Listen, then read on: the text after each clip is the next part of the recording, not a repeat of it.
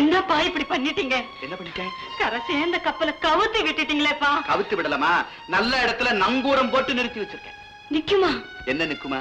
அப்பா ஜானி கூட அழகுல மயங்கித்தானே அந்த பையன் அவளை கல்யாணம் பண்ணிக்கிறேன்னு சொல்றான். ஆமா. நாளைக்கு இவளை காட்டில இன்னொரு அழகான பொண்ணு அவன் பார்க்க மாட்டாங்கிறது என்ன நிச்சயம்? பாக்கட்டுமே. அப்பா அப்படி பார்த்து அவ பேர்ல ஆசைப்பட்டு இவளை விட்டுட்டான்னா. ஓஹோ, அப்படியாது. ஏமா, அப்படி பாக்குற பெண்கள் மேலையெல்லாம் ஆசைப்படுற பச்சோந்தி மனம் படைச்ச மாப்பிள்ள உன் தங்கச்சிக்கு புருஷனா வரணுமா? என்னம்மா இது? விட்டு பாப்பமே, எவ்வளவு நாளைக்கு தான் இந்த அழகிக்காக அவன் பொறுத்திருக்கிறான்னு. அவங்க பொறுமைக்கும் ஒரு எல்லை வேண்டாமா? என்ன எல்லை?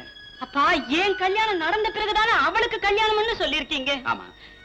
அவ்வளவு சீக்கிரம் ஏன் கல்யாணம் நடக்குமாப்பா? மெதுவா நடக்கும். அப்பா வருமா, உன் தங்கச்சிக்கு ஒரு பெரிய இடம் கிடைக்கணுங்கிற ஆதங்கம் உனக்கு இருக்குல்ல, அதே மாதிரி என் மூத்த பெண்ணுக்கு ஒரு சாதாரண இடமாவது கிடைக்கணும், அந்த கல்யாணம் தான் முன்னால நடக்கணுங்கிற ஒரு நியாயமான ஆசை பெத்த அப்பனுக்கு இருக்காது?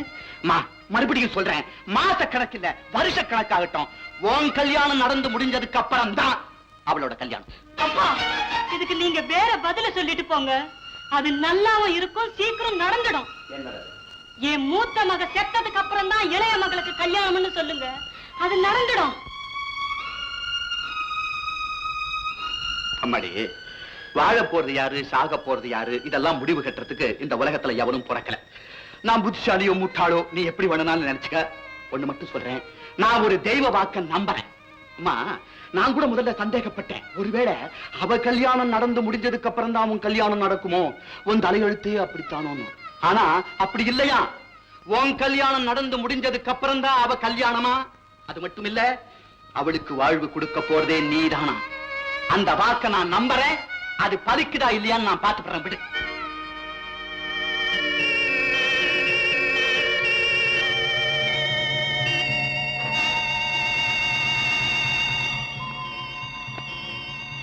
கமலா, நீ என்ன கத்தி கதறினாலும் உன் தங்கச்சி கல்யாணத்துக்கு உங்க அப்பா இப்ப சம்மதிக்க மாட்டார். அவளுக்கு மட்டும் இப்ப கல்யாணம் நடந்துடுச்சுன்னா அதை தொடர்ந்து என்னென்ன நடக்கும்? இந்த குடும்பத்தோட வறுமை போயிடும், உனக்கும் ஒரு நல்ல இடத்துல கல்யாணம் நடக்கும், உன் சின்ன தங்கையோட வாழ் வேற இருக்கு. இவ்வளவு நல்ல காரியங்களும் நடக்க விடாம குறுக்க நின்று தடுக்கிறது எது? உன்னுடைய கல்யாணம். புரியுதா? இது நடக்கணும்னா உன்னுடைய திருமணம் நடந்தா நடக்கும், இல்ல உன்னுடைய பிணத்தினாலதான் அது நடக்கணும். எதுங்கிறத நீ முடிவு பண்ணிக்க.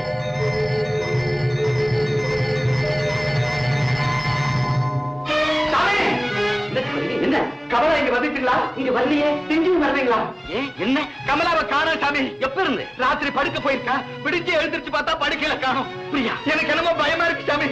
அடையாப்பா நீ ஒரு பக்கம், எவவது அந்த வீடு அடுத்த வீட்டுக்கு போயிருப்பா, வா போய் பார்க்கலாம். என்னங்க சாமி வீட்லயும் கமலா இல்லீங்களா? இல்லையாமே. அங்க வரவே இல்லையாமா? ஐயோ என்னங்க இது? என்னன்னு எனக்கும் புரியலையே. என்னம்மா? அந்த வீடு அடுத்த வீடு நமக்கு வேண்டிய எல்லா இடத்துலயும் விசாரிச்சேன்ப்பா, அங்க எல்லாம் வரவே இல்லைன்னு சொல்லிட்டாங்கப்பா. இல்ல, இது ஆச்சரியமா இருக்கு. அப்படி புதுசா எங்கேயும் போக தெரியாத பிள்ளையாச்சு. சாமி, இது வரைக்கும் தெரியாம இருந்துச்சு, போகல. இப்ப தெரிஞ்சுக்கிட்டா போயிட்டா. எங்க போயிட்டா? போயிட்டாடி, திரும்பி வராத உலகத்துக்கு போயிட்டா. நீயே இப்படி பேசுறியே சாமி, என்கிட்ட தானே சாமி சொன்னா, பெரிய பொண்ணு செத்ததுக்கு அப்புறம் தான் சின்ன பொண்ணு கல்யாணம் நடக்கும்னு சொல்லுங்க பாரு சொன்னால. நான் சொல்லல, நடத்துற அவன் சின்ன பொண்ணு கல்யாணத்தை அவன் சொல்லாம சொல்லிட்டு போயிட்டான் சாமி.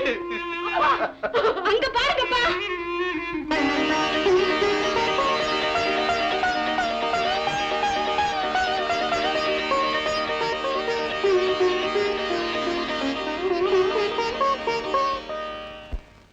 நீங்க ஜானகி பொண்ணு கேட்க வந்தப்போ சொக்கலிங்க என்ன சொன்னான்? மூத்த மகளுக்கு கல்யாணத்தை முடிச்ச பிறகுதான் சின்ன பொண்ணுக்கு கல்யாணம் சொன்னாரு. அந்த மூத்த மகளுக்கு கல்யாணம் ஆயிடுச்சு. என்ன சாமி, என்ன இந்த திடீர் கல்யாணம்? பொறுங்க, இன்னொரு ஆச்சரியம் உங்களுக்கு காத்துக்கிட்டு இருக்கு. என்னது? அந்த பொண்ணு கல்யாணம் பண்ணிட்ட மாப்பிள்ளை யார் தெரியுமா? யாரு? உங்க வீட்டு சமையல்காரன். அந்த நொண்டி பயலையா கட்டிட்டா? அவன் நொண்டியா இல்லைன்னா அந்த பொண்ணோட தியாகத்துக்கு இடம் ஏதுமா? என்ன இது அசந்து உட்காந்துட்டேன்? நாங்க கொடுத்து வைக்கல சாமி. எதுக்கு? அந்த மூத்த பொண்ணு மருமகளை அறைய நாங்க கொடுத்து வைக்கல சாமி, நாங்க கொடுத்து வைக்கல.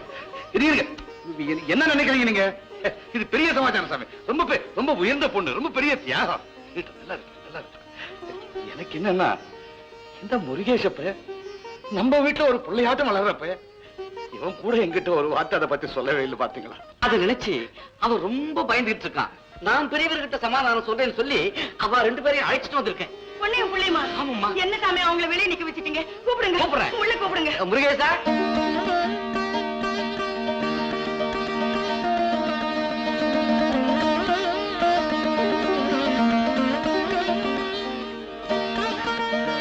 நல்லா இருக்கு, நல்லா இருக்கு. என்னங்க ஆசீர்வாதம் பண்ணுங்க. நீ பண்ணிட்டல? பண்ணிட்டேங்க. அதோட என்ன விடு. ஆசீர்வாதம் ஆசீர்வாதம். எவ்வளவு பெரிய தப்பு பண்ணிட்டு வந்திருக்கான் காரிப்ப. என்ன டேய், யாரு கேட்ட நீங்க மருமகளுக்கு தாலி கட்டின? உங்க மருமகளா? ஆமா. உங்களுக்கு மருமகளா வரப்போறது இதனுடைய தங்கச்சி தானுங்களே. முண்டோ, தங்கச்சி எனக்கு மருமகள்னா அப்புறம் இது என்னடா? இது இது உங்க மருமக தான். எது என் மருமகள்னா அப்புறம் நீ எனக்கு என்னடா முறை? நான் நான் நான் உங்க மகன். அந்த நினைப்பு உனக்கு இருந்தா என்கிட்ட கூட ஒரு வார்த்தை சொல்லாம அனாதையிடம் போய் தாலி கட்டி நீ ஏன் தம்பி? எப்படி என் பாயிண்ட் என்னங்க சொல்ல முடியும்?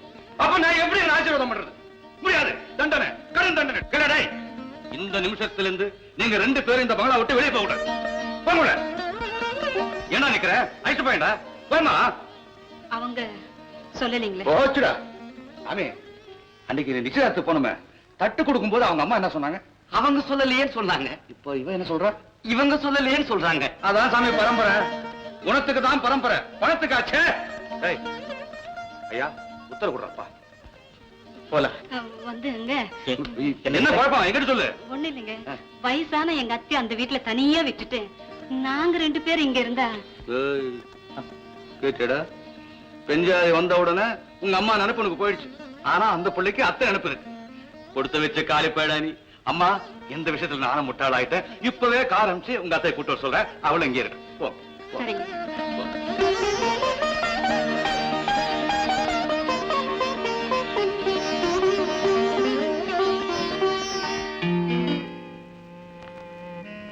எங்க சொக்கலிங்கம்னு போட்டிருக்கேன்.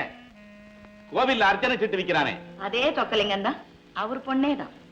என்னங்க இது?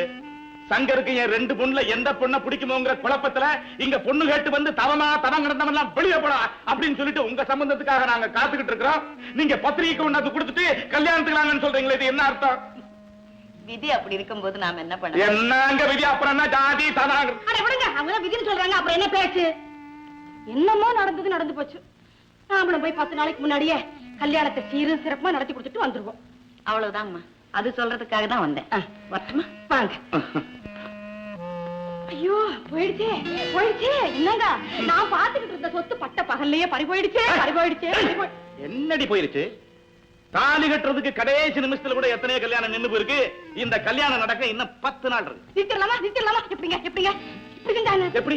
அவங்க வீட்டு வைக்க போறல தீ வச்சுட்டா பொண்ணை நிச்சயம் பண்ண நேரம் வைக்க போற தீ பிடிச்சு எரியுது. அந்த பொண்ணு வேண்டாம்னு சொல்லிட மாட்டாங்களா? மூட நம்பிக்கை உள்ளவனா இருந்தா சொல்லுவான். ஆனா வேதரத்னம் அப்படி இல்லையே. பொண்ணு வந்த முகூர்த்தம், வீடே ஜெகஜோதியா இருக்கு, அந்த வெளிச்சத்திலேயே கட்டா தாலின்னு சொல்லிடுவானே. இதுக்கு நான் என்ன பண்ணுவேன்? ஏங்க, நானே நேர்ல போய் சங்கர் கட்டிக்கு போற அந்த பொண்ணை பார்த்து வந்துறேனே. ஏண்டி, அவங்க வீட்டுக்கு போய் அந்த பொண்ணை பார்த்து நீ என்னடி செய்ய போற? அந்த பொண்ணு குணத்தையும் உருவத்தையும் புரிஞ்சுக்கிட்டா அதை வச்சு ஏதாவது வச்சு வைக்க முடியுமான்னு யோசிக்கலாமே. சைடி போடி.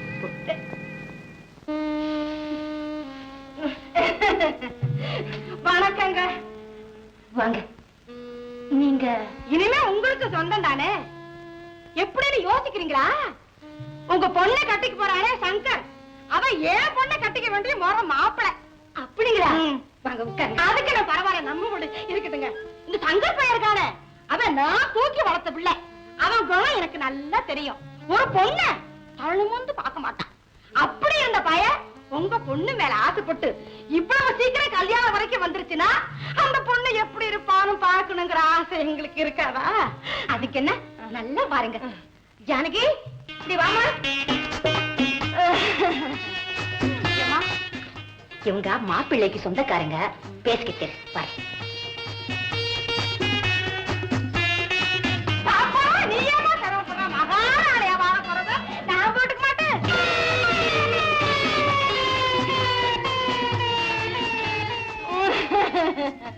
நான் என்னமான்னு நினைச்சேன், நல்லா தாண்டியம்மா இருக்கு.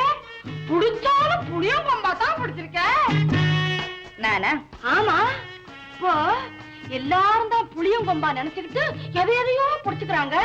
அது முருங்கைக்கிளையா மடக்குன்னு முறிஞ்சு போகுதே, அதுக்கும் கொடுத்து வைக்க வேண்டாம். ஆனாலும் நீ கொடுத்து வச்சவதாண்டிய ராசா. ஏன் உங்க எண்ணத்தை மாத்திக்கோங்க. எப்படி? கொடுத்து வச்சவரு சங்கர் தான். என்ன சொல்ற நீ? உலகத்துல பணம் மட்டும் செல்வம் இல்ல, அழகும் செல்வம் தான். அந்த அழகுக்கு முன்னால பணம் மண்டிட்டு இருக்க தவிர பணத்துக்கு முன்னால அழகு என்னைக்குமே மண்டிட்டது கிடையாது. இன்னும் புரியும்படியா சொல்லட்டுமா?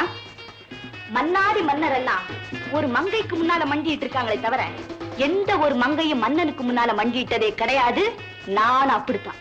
அம்மாடி, உனக்கு அழகு மட்டும் தான் இருக்கு நினைச்சேன், அறிவும் நிறைஞ்சு இருக்குடி.